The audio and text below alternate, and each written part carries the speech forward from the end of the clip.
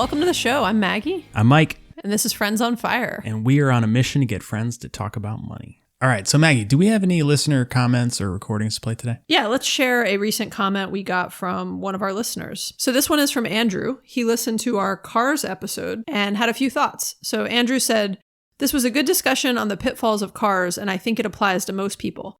I can't remember who said it, but a comment was made that people don't care what you drive.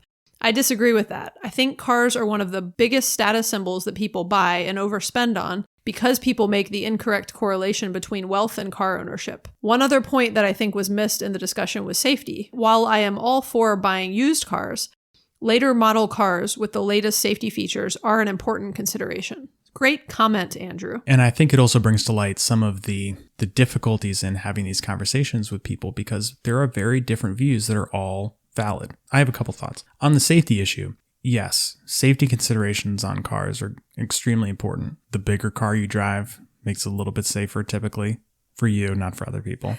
I'm not convinced that a lot of high-tech features on cars make it a lot safer. What really makes safe driving is being defensive and focused in your driving, and that far outweighs any sort of technological enhancement in a vehicle in my mind. Yeah, that's true. Actually, paying attention, really. Sometimes I agree, by the way, on Andrew's point that just that safety is a good consideration, and it's certainly something I would consider as I'm getting, one of my kids when they become teenagers, cars, something I would definitely consider. Like my car, Mike, you might not even know about the latest feature in cars. My car has this very alarming, the whole screen turns red when I'm about to hit something in front of me. And it actually a couple times stopped me from maybe running into someone. In fairness, every time it has happened, I wasn't fully paying attention though. So to your point, it's a little bit of a, in a way it gives me license to not pay attention as well in the car. I'm glad your car has protected you from accidents because as we know from our car insurance episode, these things will haunt you financially for a long time. You're right, for a very long time. So Andrew's point about people do care about what you drive, because you're the one who made the statement of people don't care about what you drive, Mike. But you agreed with me. I totally agree with you, to be clear. But I just, when he said I couldn't remember who said it, I was going to be like, well, Mike said it. I think our point was not that some people might care. Absolutely. Most people, if not everybody, will equate the type of your car to how successful you are financially. But that doesn't mean they care about you. It means that they are just making some judgment about the type of car you drive and who you might be. No person that is close to me that I care their opinion of has ever made any comment about their car in any sort of derogatory way. They don't like you less because of. People caring about you as a person is not dependent on the car you drive. And if it is important for business purposes or for your self-esteem that you have this sort of favorable image of yourself based on what you drive, then there is some value in that. But people don't care about you as a person because of what you drive. Great point. We really appreciate the comment, Andrew. And this is our goal. We want to get friends to talk about money. So we appreciate you engaging with us and sharing your thoughts. Thanks so much. All right. So what's on the agenda for today, Maggie? So today we're going to talk about cell phones, TV, and internet. They are some categories of spend that are really important to most people. And somewhere we bet a lot of people will save some money from listening to this episode, particularly on the cell phone piece. Absolutely. So let's jump into cell phones. All right. I think everybody has at least one. And if you include paying for connected tablets and connected watches, you might have 2 or 3 or 4, quote unquote cell phone bills. Or if you have kids that are, oh my God, in don't get me teenage started. years, even more. Let's start with what we're paying. All right. So I have 6 people on a family plan and we are paying... Who are those 6 people? So my parents, okay, my sister and her husband, and me and my wife. That's brilliant. Yeah. So 6 people. That's a hack in itself. $140. Wow. And you guys just settle up with each other. Mm-hmm. We do it once a year. I give them a bill. Love it. Easy. Love it. Oh, and we use Cricket, by the way, which is a prepaid provider. Okay. On the AT&T network. We only pay for one phone. So I have a phone through work. And then my husband has a phone. So it's just one phone that we're paying for, which is my husband's phone. And it is Verizon. And it was up until a few months ago, it was about $150 a month. And that included some insurance and a plan that was enough bandwidth that he needed. And it is now about $50 a month. So I honed in on this Thanks to one Mike. in our first monthly spend review. Our October 2019 spend review. And I looked at this You number. were like, this is ridiculous. Yeah, what the hell is wrong with you? I went home and told Greg, and he's like, who's Mike? And why is he looking at our finances? He kind of knew who you were, but he had a lot of questions. That's fine. This was right after the haircut discussion. So it was like, I keep coming home and I'm like, let's talk about your haircuts. Let's talk about your cell phone. And that's when he's like, who's Mike? Why is he asking about everything? So then in November, you saw it again, the same $150. You were kind of upset. You were like, you guys are burning money here. Yeah. Why aren't you listening? And I re-mentioned it to Greg because it was on his radar. He just was busy and hadn't dealt with it. He kept thinking it really wasn't going to save him that much in the end. Like the insurance is important to him because he's lost his phone a couple of times. In the end, Mike really pushed. And I think you actually found a plan and texted it to me. Yeah. And when I showed it to Greg, he was like, wait a minute, I literally could get the same amount of data and the same coverage by just switching. So he kept with the same company. It was a 10-minute phone call. And he literally was paying over $100 less per month. So that one thing in 10 minutes saved him $1,200 plus a year. And the key point about all this is that cell phone usage is really all the same. All of the networks, there's only 4 major networks, AT&T, Verizon, Sprint, and T-Mobile. They are all about the same in quality. They all have plenty of speed and bandwidth for you to do whatever you need to do. Calls are fine, texts are fine. And so really this should be a price decision. And then as long as you're not getting suckered into bundling for different types of benefits, TV subscriptions or insurance or other things that you really don't need, the base service to go make phone calls, send messages, and download stuff can be quite cheap. $25 to $35 a month is quite reasonable for what you need. The catch for some of the people who are with the big networks that aren't like some of the ones that are very commonly prepaid, like Cricket, and some of the Google ones that are launching and others. The trick with people who are with like an AT&T or a Verizon, et cetera, is most people aren't on a prepaid plan. And they don't realize, and it's a weird little nuance. I know you used to work in pricing for a cell phone company, but it's a weird little nuance that I never knew about, which is the exact same rate and offering from the exact same company. And you just switch to a prepaid plan versus paying at the end of the month, which is a negligible difference from anything I would ever notice. The prepaid versus postpaid is kind of a legacy from when cell phone industry was early on. Today, you can pay both with a credit card on auto pay. You get the same network, you get the same speeds, you get the same amount of data. But it's really just a distribution channel question. If you go into the Verizon store, they're going to pitch you on the Verizon Postpaid, their normal $150 line, because that's what they do. You need to have pretty good credit. Money on. That's where they make the most money. But you can go get Verizon Prepaid, same exact thing for less money. It's shocking. So definitely encourage you guys to look at your cell phone bills and switch. You can keep your phone numbers. You can do it digitally. You just get a new SIM card in the mail. It's super easy. And hey, if you're not exactly sure what we're talking about and you want some advice on your own personal situation, send us a direct message on Instagram and we're happy to help clarify what we mean and kind of look into your specific situation. I will look up a plan and send you the link for it personally. He's serious. Okay, let's move on to TV. All right, Maggie, what are you paying for TV? I have a couple services. I pay for Amazon Prime, which gets me a lot of great content TV-wise, but is also just for the shipping benefits and other things. Right now, we have CBS All Access that we pay like $10 a month for. That's because we love watching Survivor with our kids and we watch all the back seasons. So I really feel like we get our value out of that. But sometimes we will turn it off if we're kind of off watching it for a while. We are on a free year of Apple streaming. So we're watching a lot on Apple streaming right now. There's awesome shows on Apple streaming. If you've bought any new Apple device in the past year, you get 12 months of it for free, which is a great offer. That's what that's how we got it free for a year. And that's primarily what we are currently paying for. I also only have streaming services. I haven't had cable in 5 years, and haven't once missed it. Yeah, same here. We did have DirecTV streaming for a while, but we canceled that even recently. So cable and satellite TV is dying. There is no reason to use it unless there's some specific network show that you can't live without. But honestly, if you were to just do an experiment and not turn on your cable or satellite TV for a week, I don't think your life would be any different. In fact, it might even be better.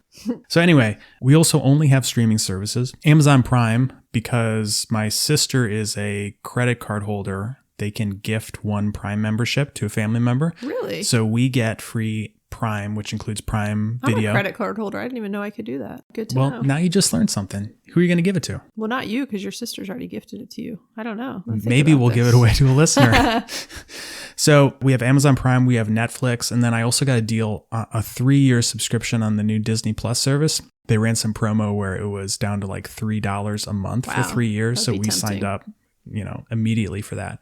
So we have the 3 services, and it's great. We get everything we need. We don't watch a ton of TV, but it meets our needs, and it's cheap. I think the other thing I'll mention with streaming that we've mentioned before is we like Netflix, but we will turn things off for a while. So sometimes we will pay to stream HBO for 3 months, and I'll binge watch and catch up on some HBO shows. Sometimes we'll have Netflix on. Sometimes we'll turn it off. Like right now, we've got it turned off. You don't need them all. You definitely don't need them all on at the same time. And the nice thing about these is that you can turn them off month to month. You can just cancel and restart at any point. Sometimes with some of the companies, you might lose your viewing history, which I don't think is a big deal. But there's just no reason. I know some people that have 7 or 8 different streaming plans, like Hulu, Netflix, Amazon, HBO. Like you can't watch them all at once. And to me, it's an overwhelming amount of things. And we tend to binge watch one show at a time anyways. And so I highly encourage just keeping 1 or 2 on at a time and then turning the others off for a while. That's a great tip. If you still have cable or satellite and you're considering cutting it,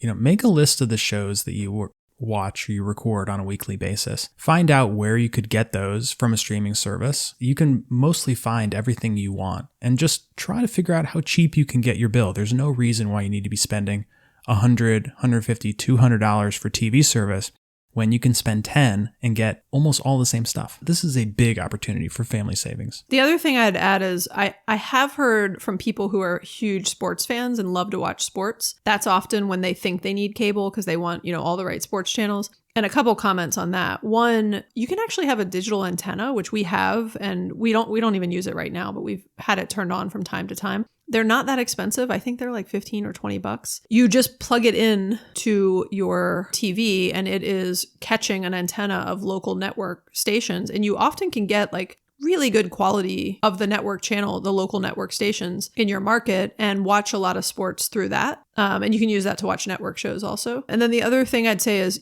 if there are channels that are really important to you, just do your research and look for some of the streaming services. YouTube has one now. Hulu has one. DirecTV Now we had for a while, and I was always sort of frustrated at the quality of it. But there's a lot of streaming services that will give you the sports stations you're looking for at a much lower cost than the cable companies are offering. You can also, if there's certain stations, most of the stations now, the way we pay $10 a month for the CBS All Access, most of the stations have some direct plans you can sign up for too. Like ABC, I think, has something similar. And when you're ready to make the switch, what I hear a lot of people talking about is that I would love to cut my cable, but my husband or my wife has to watch something. And so it becomes kind of a binary decision where either have cable or we don't. I would encourage you guys to talk with whoever you are sharing your TV with. Maybe if your kids have an opinion about it, you can talk to them as well. But try things out. You can get, the ESPN service. You can try to get Hulu, which has live sports.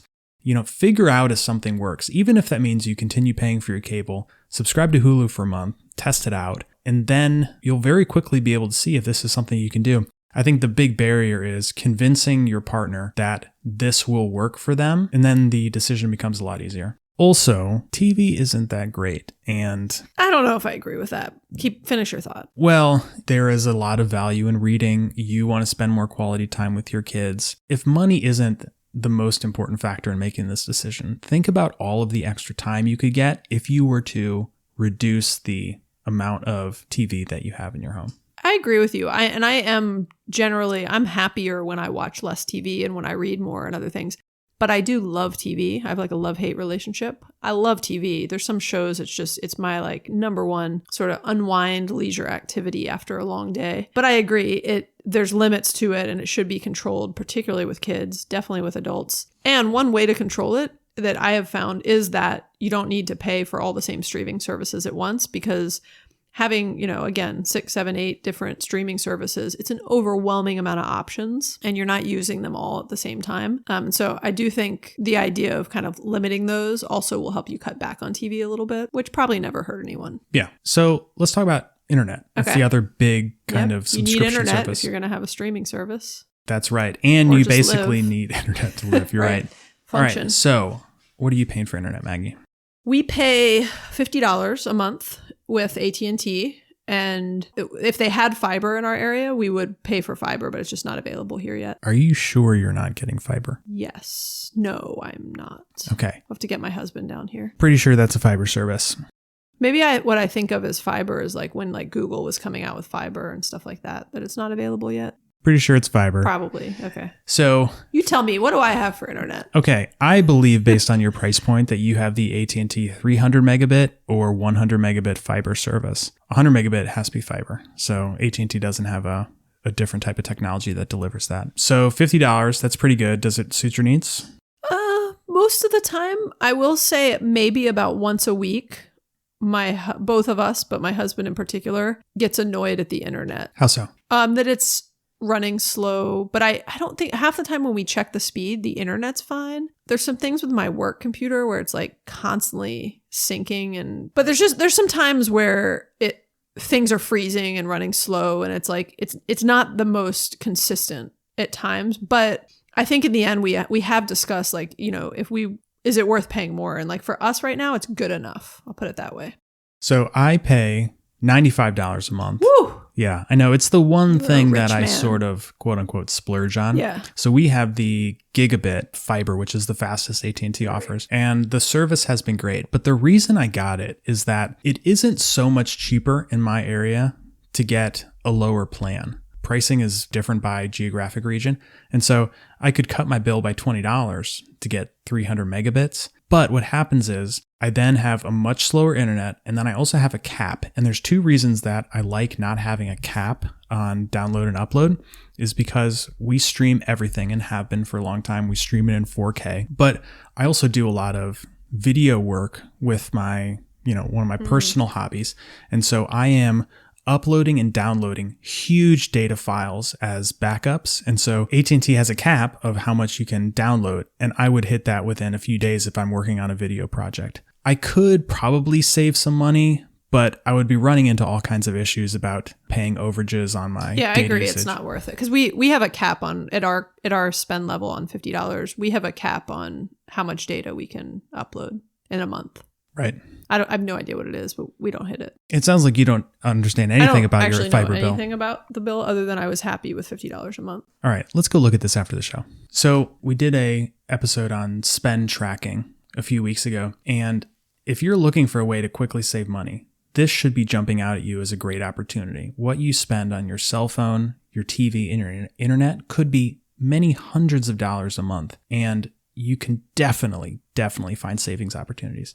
So to recap with our 3 key points, first thing you have to do some research and understand what your options are. There are so many competitors in these spaces that you can definitely find better deals. Like I know I can't remember what we have with AT&T, but I will tell you when we selected that, we did a ton of research and we weighed a bunch of different options. And actually we did that a few years ago and we should redo it because it's been a while. Number 2, prioritize what matters to you. And so Mike talked about this on internet. He is doing a lot of video work, and so it's worth it to him to have a higher speed, unlimited plan versus we're primarily just doing some like light streaming of our, kids listening to music and some TV and working from home. And so we don't need as high of a quality as Mike has. And so we're paying half as much as him.